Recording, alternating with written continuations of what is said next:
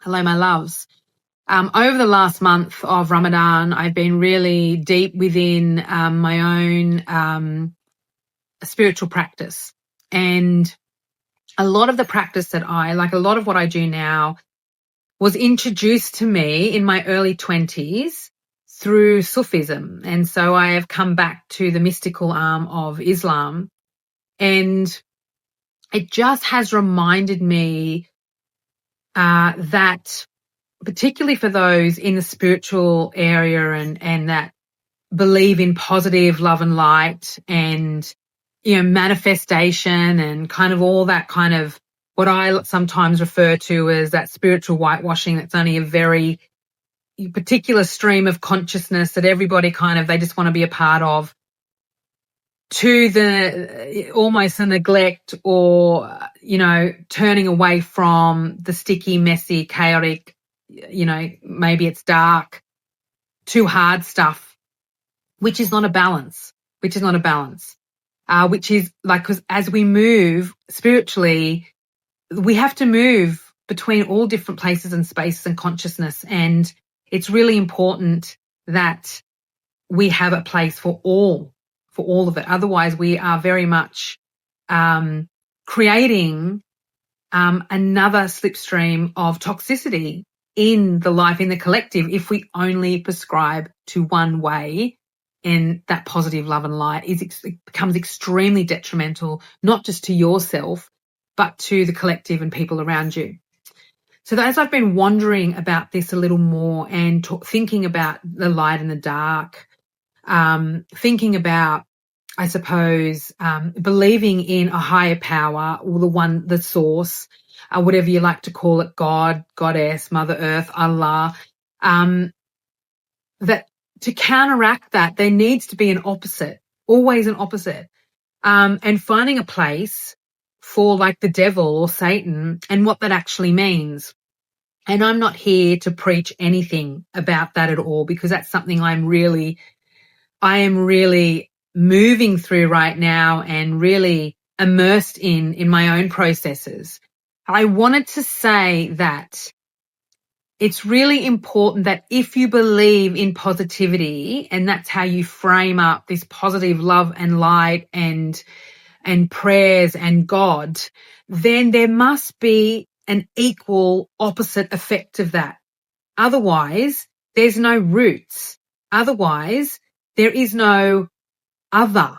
There is nothing. How do you know if there's no other? If there is no dark, how do you know you're in the light? If there's no light, how do you know that you're in the dark? If there is no Satan or devil or dark force, whatever you want to call it, how do you know you're worshipping God? How do you know? If you believe in manifestation, then, the opposite effect of that, you must believe in, you can't manifest things. So you must believe in the opposite effect of that. And so these people who prescribe to, we need to focus on love and light and peace and that will combat what's happening in the world right now. Again, in order for that to be effective, you also need to acknowledge and respond to that which not is love and light in the world right now, that is not peaceful in the world right now. Because if you just exclusively focus on one thing in exclusion to everything else, like AKA not meeting the climate of the world, not seeing what's happening, can't look at the news, can't do that, that doesn't feel good. Oh no, that's too negative, that's going to drag me down. No, we're all one. We need to kind of move in this direction of positive love and light. And, how do you know that's positive love and light? How do you know that you're not worshipping the dark if you're not acknowledging the dark? How do you know you're not worshipping the devil if you're not acknowledging the God? How do you know? How do you know that where you're going right now is positive love and light for the collective consciousness and peace? If you will not acknowledge that children are dying, that people are being bombed, that people are starving, and this is man-made and manufactured. How do you know if you don't have a counter? If you are just swinging in one direction, then I'm just going to say that I would say that that one direction is actually not the light and not positive and not peaceful. I would say that that one direction, if you're swinging in only that direction, that is destruction.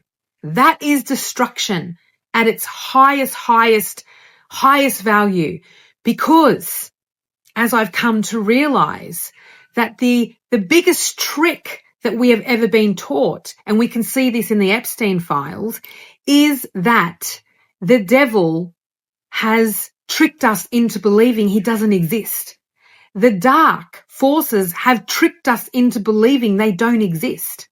So if that is the case, then how do you know that you're not worshipping at the feet of the devil, at the feet of the dark, and thinking it's love, light, and peace?